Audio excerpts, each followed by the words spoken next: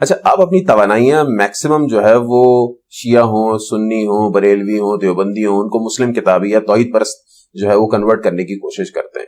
Non Muslims کے لیے آپ کچھ زیادہ بات نہیں کرتے ہیں کہ ان کے لیے جو ہے وہ دعوت دین ہو، ان کو اسلام کے دائرے میں لایا جائے. نان مسلمز کے حوالے سے سب سے زیادہ میری ویڈیوز ہیں. لیکن دکھتا نہیں ہے نا کہ ایسا ہو. دکھتا کیوں نہیں ہے مجھے بتائیے, میں آپ کو بتاتا ہوں دکھتا ہے کیوں نہیں دکھتا. دھرو راٹھی نے اسلام کے حوالے سے کچھ چیزیں ہائی لائٹ کی اپنی کم علمی کی وجہ سے, تو میں نے اس کا جواب دیا. ملینز آف پیپل نے وہ ویڈیوز دیکھی ہیں میری. اس وقت یہ مولوی کدھر تھے جو ہمیں یہ مشورہ دیتے تھے آپ غیر مسلموں پہ کام کریں, ان کی کمپیٹنسی نہیں تھی جواب دیتے. پچھلے دنوں ماربری ایمینول نے 5 اعتراضات کیے ہیں قرآن کے اوپر, رسول اللہ کے اوپر. میں نے جواب دیا, وہ تو کسی نے جواب نہیں دیا. ایتھیسٹ کے حوالے سے میری اکا دکا نہیں درجنوں ویڈیوز ریکارڈ ہیں. نان مسلمز کے حوالے سے درجنوں ویڈیوز ریکارڈ ہیں. نان مسلمز کے ساتھ ہمارے کوئی زیادہ مسائل نہیں ہے, ان کے ساتھ بھی مسئلہ توحید کا ہی ہے.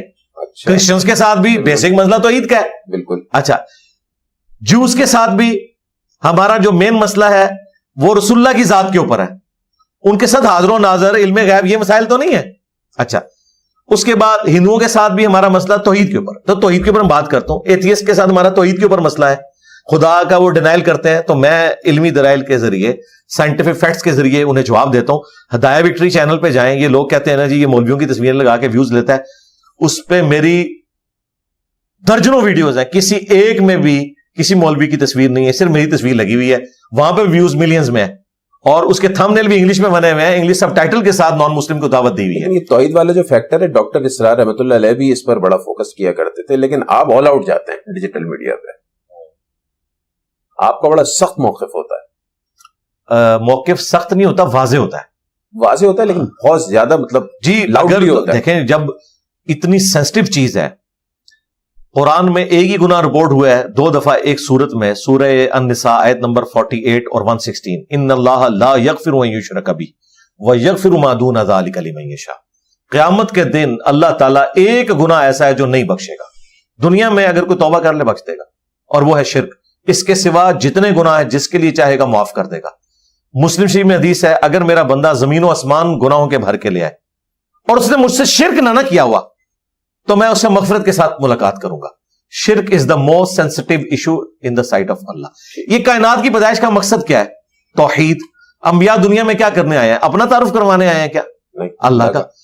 توحید ہی تو ہے کائنات کا مقصد. انبیاء کے آنے کا مقصد کیا ہے؟ آل البیت نے جو قربانیاں دی ہیں, حضرت حسین ابن علی نے جو گلا کٹایا کربلا میں, توحید کی خاطر. بالکل ٹھیک ہے.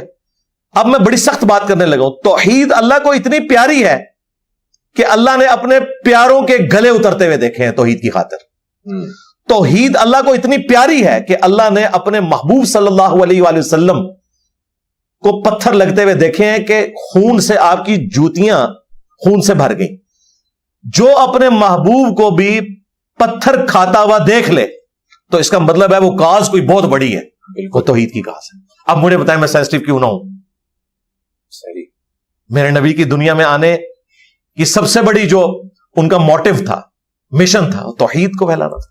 اچھا, اب آپ کی لیگیسی کیا ہے؟ کیونکہ آپ بہرحال اس وقت ڈیجیٹل میڈیا کی سب سے مشہور معروف شخصیت ہیں, اگر مذہبی حوالے سے بات کریں تو آپ کیا سمجھتے ہیں آپ کی لیگیسی کیا ہوگی؟ میری لیگیسی کوئی نہیں, میں خود لیگیسی لے کے چل رہا ہوں. اچھا, ہاں جی, ہم لیگیسی لے کے چل رہے ہیں. جانا تو ہر کسی نے جی, رسول اللہ صلی اللہ علیہ وآلہ وسلم کی لیگیسی ہے. آپ نے حجۃ الوداع کے موقع پہ فرمایا 2 چیزیں چھوڑ کے جا رہا ہوں, قرآن اور میری سنت. مضبوطی سے پکڑ لینا, گمراہ نہیں ہوگی. نبی الاسلام کی لیگیسی یہ تھی. خلفاء راشدین کے بارے میں جو حدیث ہے نا, علیکم بسنتی وسنت الخلفاء الراشدین المہدیین, وہ اسپیسیفکلی پولیٹیکل ڈیسیژنز کے بارے میں.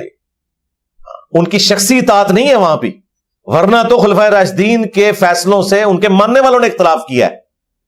حج تمتع کے معاملے میں حضرت عمر سے, حضرت عثمان سے صحابہ کرام نے اختلاف کیا ہے, اور آج امت نے مانا ہے کہ ان کا یہ فیصلہ غلط تھا حج تمتع پہ پابندی لگانے کا. مولا علی نے سب سے پہلے اختلاف کر دیا.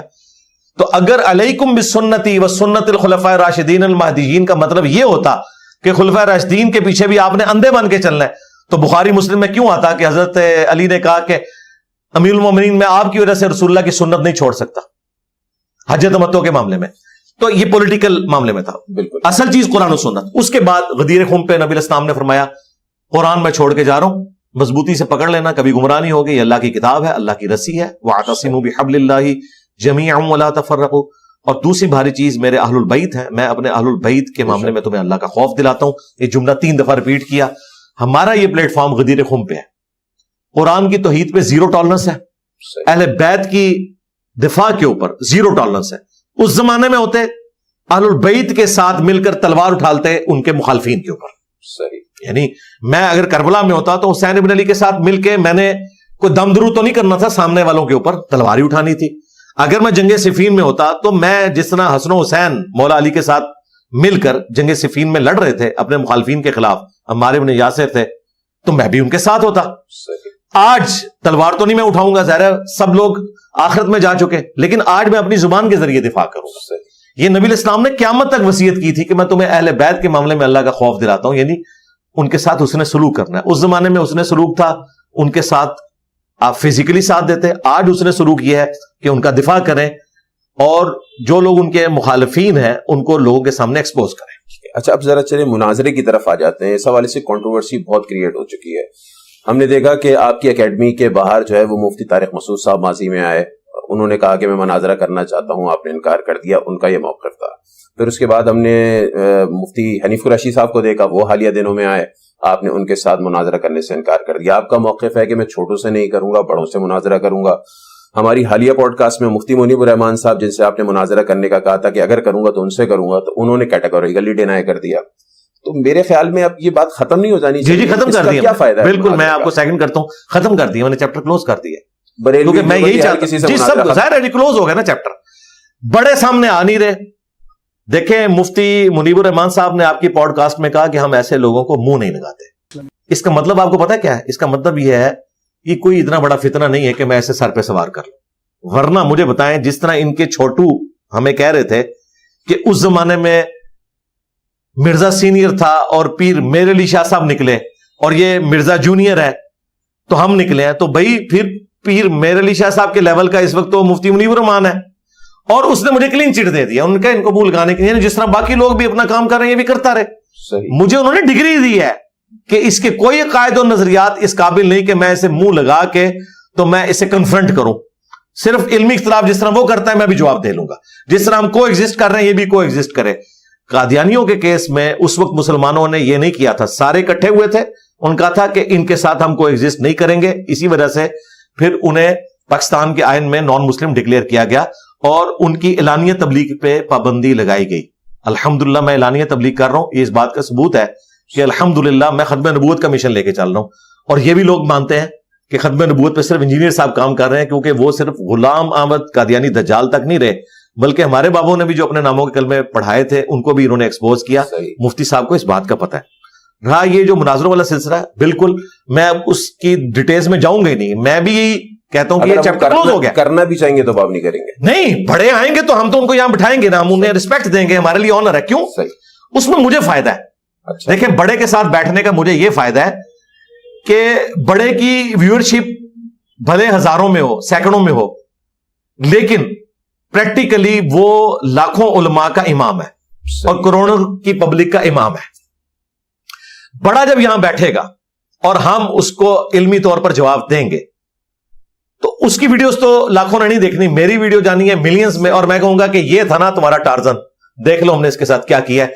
अब इधर कोई घुसने की कोशिश भी ना करे, आपका टार्जन गिरा दिया। देखें, जब जेलम सिटी की टीम ऑस्ट्रेलिया की कौमी टीम को हरा दे तो फिर पीछे तो बात ही खत्म हो गई ना। सही। लेकिन यहां पे यह मामला नहीं है कि जेलम की टीम है, यह कहते हैं कि इसने एक फिरका लॉन्च किया, तो for the sake of argument नाउज़ बिल्लाह उस स्कूल ऑफ थॉट का हेड तो मैं हुआ ना, तो हेड फिर हेड से बैठेगा, छोटे के साथ नहीं बैठेगा। इसलिए हम इनको कहते हैं, इनको बड़े कभी भी वीडियो नहीं बना के देंगे, मुझे यकीन है। उसकी वजह है कि उन्हें पता है कि क्या जवाब देंगे। उनको अंदर खाने ये बात मालूम है कि ये जो बातें कर रहा है इसका जवाब सिर्फ ये है कि ये बातें दुरुस्त हैं लेकिन करनी नहीं चाहिए। बात तो सच है मगर बात है रुसवाई की। बिल्कुल ये बात है। अच्छा, अभी आप ये शेर जो है ना वो उनकी जिंदगी में परवीन शाकिर की इतना आया नहीं हुआ था जितना हमारे प्लेटफॉर्म के जरिए हुआ है।